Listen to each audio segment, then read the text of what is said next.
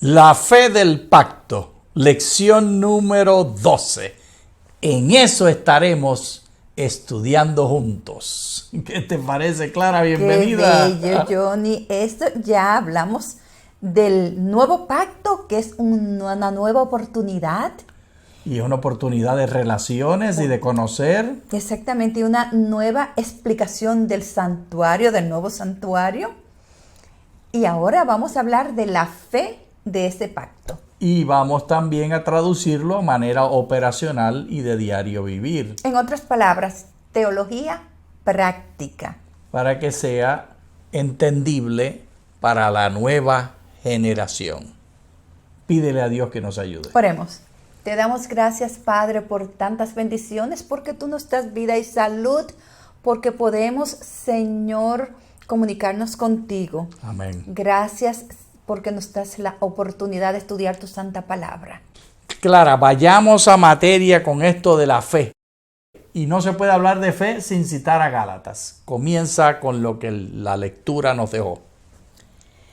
Pero lejos está de mí el gloriarme, sino en la cruz de nuestro Señor Jesucristo, por medio de quien el mundo me ha sido crucificado, a mí y yo al mundo. El apóstol Pablo utiliza el lenguaje de su tiempo. Si esto lo tradujéramos culturalmente al día de hoy, en esta nación, por ejemplo, las personas ha sido popularizado la pena de muerte por la silla eléctrica. Así que lo traduciríamos, vamos a traducirlo con la silla eléctrica. Pero lejos esté de mí gloriarme, sino en la silla eléctrica de nuestro Señor Jesucristo, por medio de quien el mundo me ha sido electrificado en la silla eléctrica a mí, y yo he sido electrificado y muerto al mundo. Sí, porque hoy en día no se crucifican las personas en una cruz. No, más bien la cruz ha llegado a simbolizar, Clara, el símbolo ha perdido su valor. Porque ahora la cruz es una cosa que la gente se pone en el cuello, sí, que se adorna, que lo pone en el edificio de la iglesia. Así no fue la iglesia cristiana. El primer símbolo de la iglesia cristiana no fue la cruz. El primer símbolo de la iglesia cristiana era un pez estilizado. Sí. Y era porque la palabra del pez y la palabra de la promesa empezaban con la misma palabra. Pero me estoy yendo por la tangente, así como te dije a ti que no te fueras. Es el mensaje de Jesucristo. Y este mensaje de Jesucristo, el apóstol Pablo lo dio en su tiempo romano con los símbolos romanos. Y si Jesús hubiera muerto hoy, no hubiera muerto en una cruz, hubiera muerto en la silla eléctrica. Y esta idea de que la cruz como objeto en sí mismo tiene poder salvífico es una idea mítica o mitológica. La realidad es que es la vida de Jesús, el ministerio de Jesús, lo que hizo Jesús por nosotros, que lo causó que lo llevaran a la muerte. Fue acusado y fue crucificado, condenado a muerte con ladrones por causa de hacer el bien a los que lo necesitaban. Ese ministerio de Jesús es el que nos salva. Esa vida de Jesús que él vivió, una vida de continuo servir a otros. Vamos a leerlo ahora en Romanos 6:23. Porque la paga del pecado es muerte, pero el don de Dios es vida eterna en Cristo Jesús, Señor nuestro.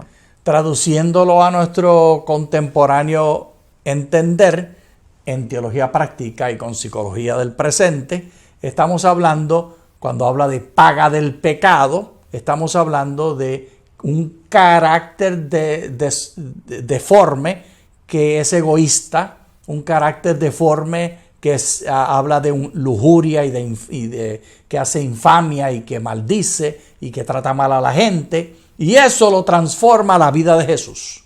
Esa persona que llega con todas esas características, el Espíritu de Cristo le transforma y le ayuda a cambiar estudiando la vida de Jesús, la vida y la muerte de Jesús.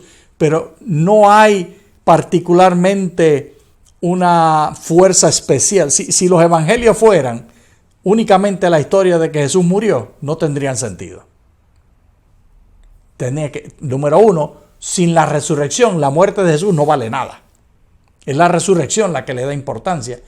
Así que son los otros dos lados de la cruz que le dan importancia a la vida de Jesús. Lo que hizo Jesús mostrándonos cómo vivir y cómo tratar a la gente y cómo resucitó. Resucitó de los conquistando la muerte. Amén. Conquistando el pecado. Esos dos eventos son más importantes que la cruz. La cruz es la manera como murió, mostrando que Dios está pasionalmente detrás de ti y detrás de mí para mantener esa relación, para que le podamos conocer. Vamos a leerlo ahora en Primera de Juan, Clara. Leamos. Y este es el testimonio que Dios nos ha dado vida eterna y esta vida está en su Hijo. Johnny, qué belleza. Debemos enfatizar no la muerte ni la sangre. Debemos enfatizar que Dios nos ha dado vida eterna. Y vivir como Jesús vivió la vida. Exactamente. Es una muleta para el cristiano vago hablar de la sangre de Jesús y no preocuparse por cómo vivió Jesús. El cristiano vago es, Clara, el cristiano de un sofá, que se sienta a estudiar los eventos de la cruz y hablar de la teología de la cruz y la cristología. Y las fechas. Y las fechas y todo esto, y no tiene el mínimo interés en imitar la vida de Jesús, en vivir lo que Jesús vivió, lo que llevó a Jesús a que lo mataran.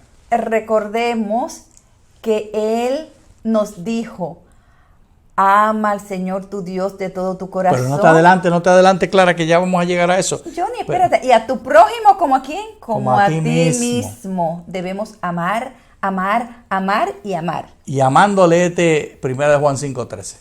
Estas cosas les he escrito a ustedes que creen en el nombre del Hijo de Dios para que sepan que tienen vida eterna. Esta idea de tener vida eterna está relacionada con la creencia. Y la creencia está relacionada con conocer, con tener una relación. Ese es el nuevo pacto que habíamos estudiado 3 lecciones atrás. Y ese nuevo pacto, que es tener una nueva relación, una relación directa con Dios, eso permite que Dios transforme tu corazón y tu manera de vivir. Y el énfasis no está en las doctrinas que tú conoces, sino está en el vivir la manera de vivir de Jesús. Y esa es la transformación y el poder que te da vida eterna, lo que Jesús hace en ti, lo que Jesús hace por ti. No es simplemente como ver una novela y fascinarse de los diferentes personajes. Claro, ¿a ti te gusta ver novelas? Johnny, mi primer doctorado es el doctorado en literatura española y eso es parte de mi profesión, estudiar y analizar las novelas. Seguro que me gustan las novelas, Johnny. Bueno, pues mejor cambia el tema. Cambia el tema. Vamos a leer ahora Romanos 4, Clara. ¿Qué diremos, pues? ¿Que ha encontrado Abraham, nuestro progenitor, según la carne? Porque si Abraham fue justificado por las obras, tiene de qué gloriarse, pero no delante de Dios. Pues, ¿qué dice la Escritura? Y creyó Abraham a Dios y le fue contada por justicia. Clara, cuando leemos esto en Romanos y nos olvidamos de la historia, las palabras del pacto con Abraham. Después de estas cosas vino la palabra del Señor a Abraham en visión, diciendo: no temas, Abraham, yo soy tu escudo y tu galardón será muy grande. Abraham respondió: Señor Dios, ¿qué me ha de heredar? Pues el heredero de mi casa será Eliezer. Pero no fue así. El Señor tenía promesa. De lo que está hablando se convierte en algo teórico, así algo teológico y filosófico. Algo que está por el aire. Abraham tuvo fe. Pero no, Clara. Hay que leer la historia, que la tenemos en el Génesis. En el capítulo 15 están los detalles. Viene Dios a visitar a Abraham. En este momento es Abraham, todavía no es Abraham. Abraham y a Sara. Y entra a su casa porque él lo invitó, le lava los pies, le da comida. manifestando la relación entre el creador y la criatura. Y entonces le da un mensaje y le dice, mira, te vengo a dar hijos. ¿Y qué es lo que hace Sarai? Ella se ríe muchísimo. Y no solo Sarai, Abraham también. Hay mucha gente que no lee la escritura por los prejuicios sexismo contra las mujeres. Sí. No leen que también habla de que él se rió. Los dos se rieron. Nosotros vamos a tener hijos en la vejez. Eso es una relación clara. Sí. Eso es una manera de mostrar lo que tú sientes y ser honesto ante Dios. Eso es lo que está en el trasfondo de lo que dice el hermanito en Romanos y creyó. Entonces, lo que hace Dios es que se mete y se engancha en una discusión con él. Y le dice a Sarai, ajá, entonces tú te reíste. ¿Y qué dice ella? ¿Qué dijo ella, Johnny? No, yo no me reí. Sí. Y entonces le indica, si tú te reíste, le dice el interlocutor, que pensamos que es Jesús mismo, si tú te reíste y por haberte reído, el nombre del muchacho cuando nazca va a ser Risa, que es Isaac. Uh-huh. Entonces le dice, lo toma de la mano y lo saca. Ya se habían dado las harturas, se habían comido el cabrito y se habían comido el pan y se habían tomado la leche y habían comido la miel. Y lo saca y le dice, cuéntate las estrellitas, nene. Y ahí es que viene el texto, donde le fue contado por justicia. Sin la historia no tiene sentido, se convierte en algo pululante que es un mito. Pero no es un mito.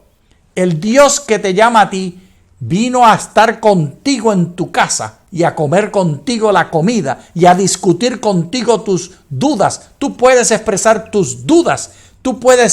Se debe permitir a los jóvenes que expresen sus dudas. Dudas sobre evolución y creación. Dudas sobre sacrificio y sangre. Dudas sobre cualquier forma de la doctrina. Imagínate, Clara, está Jesús y dos ángeles cara a cara contigo, te están diciendo que vas a tener hijos y tú te echas a reír porque no lo crees. Y le vamos a regañar a los muchachos que hoy en día tienen problemas para creer. Imagínense, si en la Biblia encontramos que Dios justificó y Dios validó esas dudas que tenían y siguió hablando con ellos. Y la burla que le hizo, le hacen burla a Dios de echarse a reír. Haciéndole burla a Dios. ¿Cómo nosotros queremos pretender que nuestros jóvenes o aquellos que piensan en la doctrina un poco diferente, exactamente, que no van a hacer preguntas?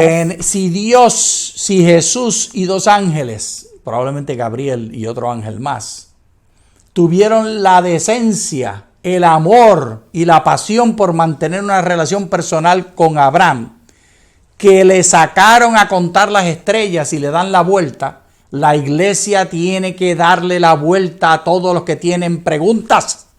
No sacarlos, no condenarlos, no declararlos herejes, abrazarlos, amarlos.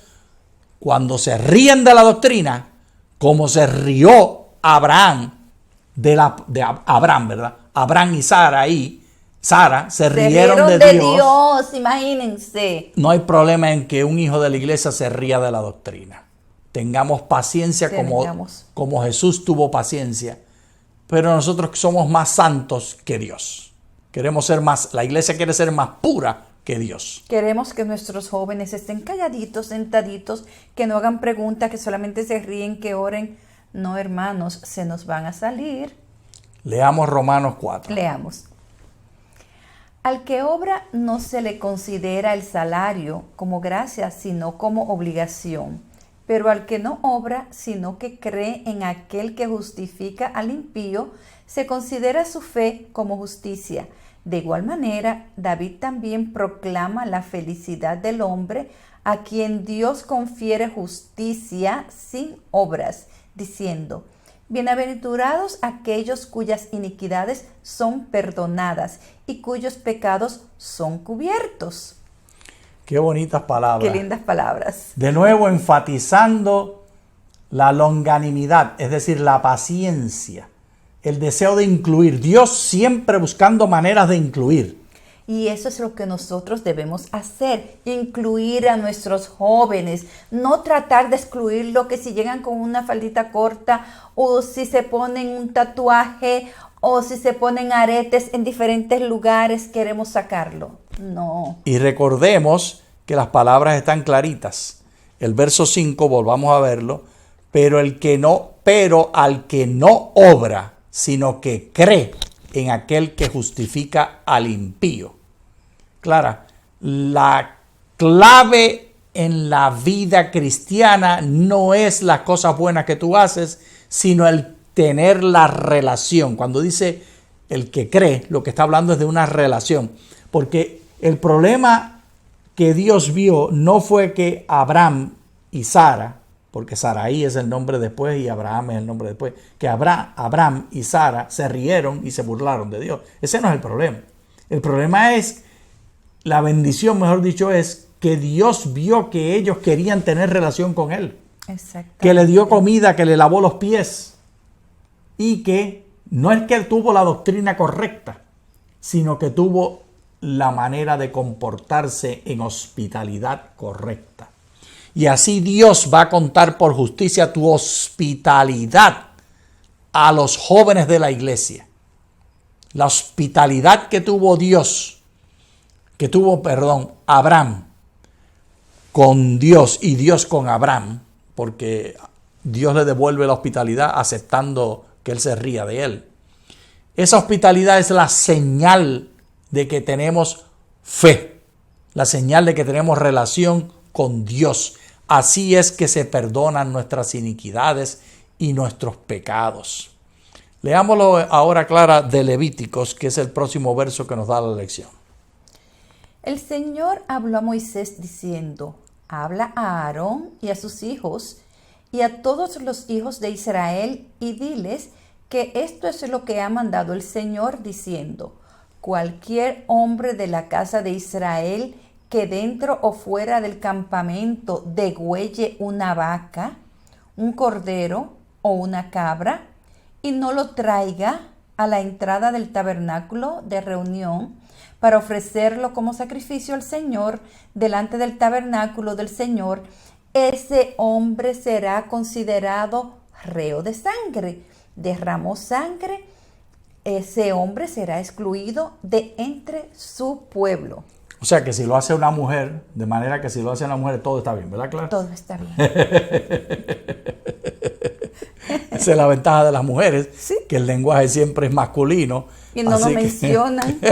Así que tú quedas excluida de la regla. Exactamente.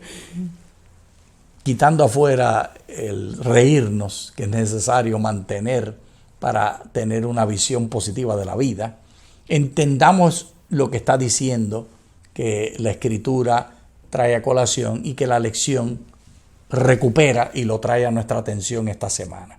El detalle es que hay reglas y estas reglas fueron evolucionando. Se fueron adaptando a la cultura de las personas. Y a nuevas circunstancias institucionales. Nuevas circunstancias. Así tú y yo, así como la iglesia se ha adaptado en medio de COVID-19, se ha adaptado a la manera de adoración, así tenemos que hacer cambios radicales para atraer y mantener a nuestros jóvenes, adaptándonos continuamente. Antes los sacrificios lo hacían los patriarcas y era en cualquier sitio y eso era aceptado por Dios. Ahora, en el ahora del santuario, los sacrificios hay que hacerlos en el templo, en el tabernáculo por un sacerdote, involucrando el santuario. Y hoy en día es a través de Jesús. Pero todas estas formas siempre están llenas de misericordia del Dios que contó por justicia la risa y la burla del hermano Abraham y de la hermana Sara y los trajo a ver el cielo, a contar las estrellas. Yo hubiese querido estar, de hecho, yo espero que eso nos van a dar esa película de todo lo que pasó en la Biblia y yo quiero enfatizar especialmente ver los sentimientos. Johnny, es tan linda esta historia y eso lo bello, Johnny, cuando uno estudia literatura y así como tú dices novela, porque esto es como una novela. Son novelas de la vida de los profetas. Son novelas de la vida, pero la belleza es el amor, la simpatía, la compasión que tuvo Dios con Abraham y Sara es lo mismo, es un ejemplo para que nosotros tengamos compasión con nuestros jóvenes o los que no sean tan jóvenes, con todo el que piense diferente a nosotros, que vista diferente a nosotros, que hable diferente a nosotros, que actúe diferente a nosotros. Debemos ser más compasivos. Eso es lo que Dios quiere de nosotros, ¿verdad, Johnny? Así es, Clara. Y lo que vamos a leer ahora de Levítico 7 y 18 muestra cómo las reglas ritualísticas y las reglas de salud estaban entrelazadas, y vamos a desdoblar las implicaciones para el día de hoy. Léelo. Si se come parte de la carne del sacrificio de paz al tercer día, el que lo ofrezca no será aceptado ni le será tenido en cuenta.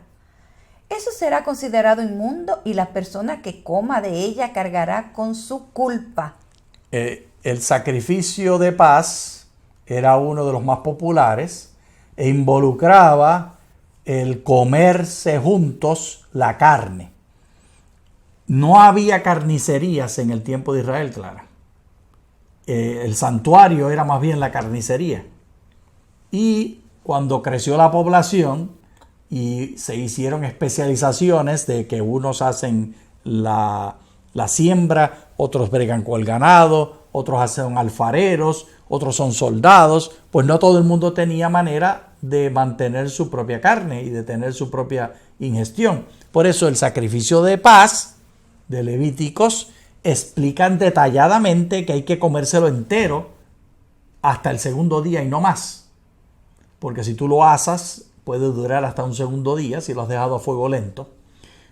Pero al tercer día ya la posibilidad de que esté descompuesto es demasiado grande el riesgo. Entonces mezcla la literatura de Levíticos, mezcla las reglas de sanidad y de salubridad con las reglas rituales y menciona que consigue justicia y consigue perdón el que sigue estas reglas de salubridad, mostrándonos la manera de traducir todo lo que estamos leyendo. Hoy en día resulta ridículo porque nosotros, los que comen carne, compran la carne en los supermercados o en la carnicería y hay gente especializada haciendo esto. Y nosotros no vamos al santuario a buscar carne. Pero los detalles que sí son universales son, número uno, el sacrificio tenía que ver con algo de la vida diaria, como el darse el banquetito. Todos estos eran uruguayos y argentinos que hacen asados. El sacrificio de paz era un asado. Y el asado decía, tienes que invitar a la familia. Es un asunto de colectividad, de distribución de bienes. El que tiene la oportunidad de tener dinero para comprar la carne, para tener los alimentos que necesitan, debe invitar para que se consuma con sus vecinos, porque no se debe perder nada. Y te dice que ya para el tercer día hay que votar si quedó algo. Lo tercero es que explica cómo esta generosidad y hospitalidad son el objetivo que se persigue. Y eso es fe. Así que rapidito los tres. Johnny, sí. Uno, que estos asuntos de salud y asuntos de adoración son una sola cosa. 2, está unido con las relaciones humanas y la hospitalidad. Y 3, esa es la forma de mostrar el carácter de Dios y de vivir por la fe. Amén. Esta realidad es clara. Romanos 5.1 vuelve a enfatizarlas. Paz para con Dios. Justificados pues por la fe, tenemos paz para con Dios por medio de nuestro Señor Jesucristo. Justificados pues por la fe, tenemos paz para con Dios. Ese verso es tan importante por medio de nuestro Señor Jesucristo. Lo traje 2 veces, Clara. Y aquí vamos a ver cómo el lenguaje ritual se traduce a un lenguaje psicológico. El ritual vemos sacrificio de animales, sacrificio de Jesús. Y el psicológico, relación de amor con Dios y con el prójimo. Esta relación es el paso número 1, Clara. Me encantó tu corazoncito, qué lindo te quedó, Johnny. Léete el paso número 1 y no te burles de mi dibujo. Supremacía de amor. El amor es lo más importante. Y es la supremacía del amor de Dios, ese es el paso número 1. El que no ama no ha conocido a Dios, porque Dios es amor. Vámonos al paso número 2. Amarme a mí como Dios me ama a mí. En esto consiste el amor, no en que nosotros hayamos amado a Dios, sino en que Él nos amó a nosotros y envió a su Hijo en expiación por nuestros pecados. Ese es el paso número 2. Vamos al paso número 3. Amar a mi prójimo como me amo a mí mismo. Porque para amar al prójimo tenemos que amarnos no nosotros Léelo en Levítico, nena. Bueno, vamos a leerlo. No te vengarás ni guardarás rencor a los hijos de tu pueblo. Más bien amarás a tu prójimo como a ti mismo, yo el Señor. Aquí en el paso número 3 se firma, está la firma de Dios, yo el Señor. Esa es la manera como manifestamos nuestra cristiandad. Esta es la traducción psicológica de las relaciones de fe. Sigamos al paso número 4, Clara. Amar a Dios en mi prójimo. Ese es un poquito más complicado porque amamos a Dios amando al prójimo. Exactamente. Léelo. Nadie ha visto jamás a Dios. Si nos amamos unos a otros, Dios permanece en nosotros y su amor se ha perfeccionado en nosotros. Si alguien dice, yo amo a Dios y odia a su hermana o a su hermano, es mentiroso, porque el que no ama a su hermano a quien ha visto, no puede amar a Dios a quien no ha visto. Y tenemos este mandamiento de parte de Él. El que ama a Dios, ame también a su hermano. Clara, no se puede amar a quien no hemos visto. Hay que amar al prójimo para amar a Dios. Y entonces, Clara, el paso número 5. Porque Dios me ama, puedo amarme a mí. Y así puedo amar a Dios en mi prójimo como me amo a mí. Como me amo a mí. Ok, y como me amo a mí. Primero Él te amó, entonces tú puedes amar. Exactamente. Léetelo en Romanos 2. Pues no hay distinción de personas delante de Dios, así que todos los que pecaron sin la ley también perecerán. Y todos los que pecaron teniendo la ley, por la ley serán juzgados. Porque no son los que oidores de la ley los que son justos delante de Dios, sino que los hacedores de la ley serán justificados. Porque cuando los gentiles que no tienen ley practican por naturaleza el contenido de la ley, aunque no tienen ley, son ley para sí mismos. Ellos muestran la obra de la ley escrita en su corazón, mientras que su conciencia concuerda en su testimonio. Y sus razonamientos se acusan o excusan unos a otros. En el día en que, conforme a mi evangelio, Dios juzgue a los secretos de los hombres por medio de Cristo Jesús. Entonces, Clara, la ley en el corazón quiere decir conciencia que concuerda en su testimonio y sus razonamientos se acusan o se excusan. Y esto lo hace el Espíritu de Dios en nosotros, Clara. El Espíritu de Dios es el que nos hace reflexionar en las actividades del Calvario y a vivir de una manera que podemos reflejar el carácter de Dios. Esta es la promesa del nuevo pacto, Clara. Es algo mecánico con respecto al amor. Es relacional, es psicológico. Y esto es teología práctica. ¿Qué significa amar a Dios? Amar al prójimo. Muchas gracias. Muchas gracias.